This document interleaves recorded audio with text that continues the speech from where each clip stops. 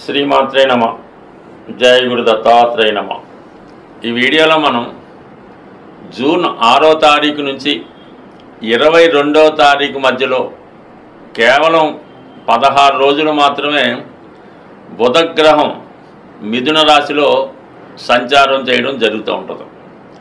దీనిలో ప్రత్యేకత ఏంటంటే బుధుడు స్వక్షేత్రంలో ప్రవేశించి అక్కడ ఉన్నటువంటి గురుగ్రహంతో చేరడం అన్నది ఒక అద్భుతమైనటువంటి విద్యాయోగం లాంటిది ఏర్పడుతుంది. ఎవరి జాతకంలో అయినా ఈ బుధుడికి గురువుకి కలిసి ఉన్నా, పరస్పర వీక్షణ ఉన్నా కంప్లీట్గా వాడు ఉన్నత విద్యావంతుడు, అధిక ధనవంతుడు అవ్వడం జరుగుతుంటుంది.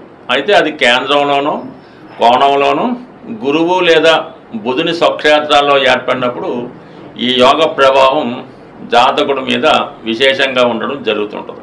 అంటే నిరంతరం విద్య నేర్చుకునేవాడు బుధుడు, ఎల్లప్పుడూ విద్య నేర్పేవాడు గురువు.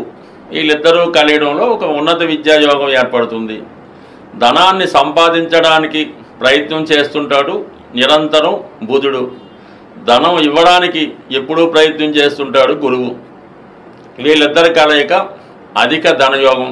వ్యాపారంలో రాణించాలన్నా, ఉన్నత విద్యావంతుడై ఉద్యోగంలో రాణించాలన్నా ఈ రెండు గ్రహాలు పరస్పరం ఏదో విధంగా సంబంధం ఉండడం వల్ల ఈ యోగ ప్రభావం జాతకుడికి రావడం జరుగుతూ ఉంటుంది.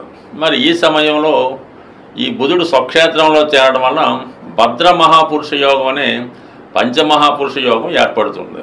అంటే ఈ భద్ర మహాపురుష యోగంలో ఉన్నటువంటి గ్రహంతో ఏ గ్రహం కలిసినా కూడా ఆ గ్రహం కూడా విశేష బలవంతుడు అవడం జరుగుతూ ఉంటుంది.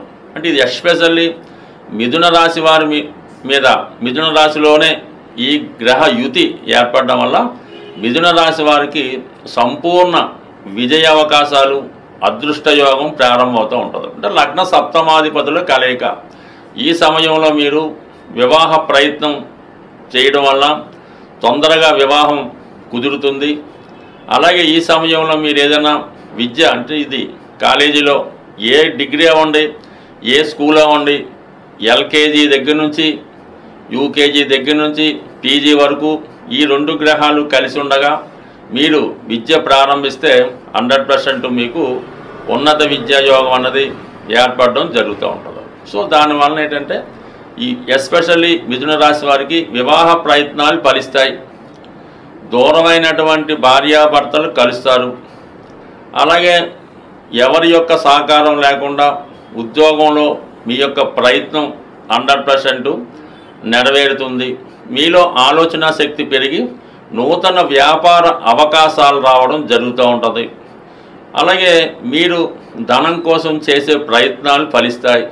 సంతానం కొరకు చేసే ప్రయత్నాలు ఫలిస్తాయి.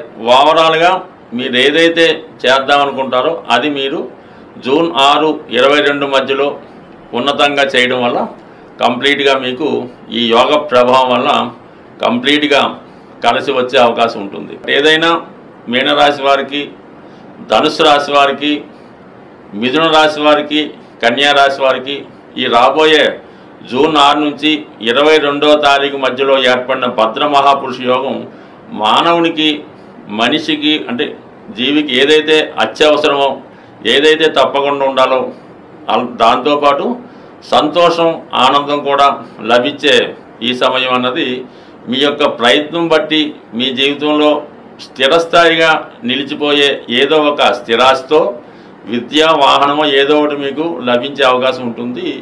అలాగే ఈ యోగం మీకు ఇంకా ఫలించాలంటే బుధుని అనుగ్రహం కొరకు విష్ణు సహస్రనామ పారాయణ, లేదంటే గోవిందనామాల పారాయణ, విఘ్నేశ్వర అష్టోత్తరం కానీ వినాయకుడిని పూజించడం వల్ల బుధగ్రహం యొక్క ఫలితం మీకు విశేషంగా లభిస్తుంది.